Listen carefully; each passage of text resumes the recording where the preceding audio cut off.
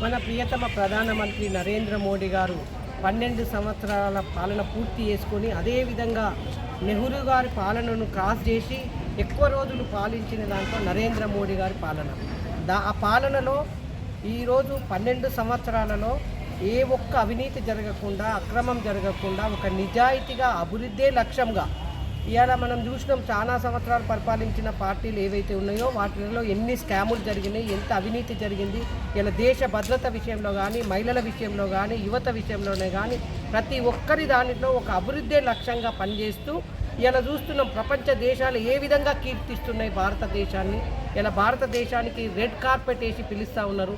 ఇవాళ అధిక జనాభా కలిగిన భారతదేశంలో ప్రశాంతంగా నిద్రపోతున్నాం. ఇవాళ దేశ భద్రత విషయంలో ఇవన్నీ కూడా ఆపరేషన్ సింధూర్ ఇలాంటివి చూసుకుంటూ పోతే ఎన్నో కార్యక్రమాలు చేసిన ఘనత మన ప్రధానమంత్రి నరేంద్ర మోడీ గారు.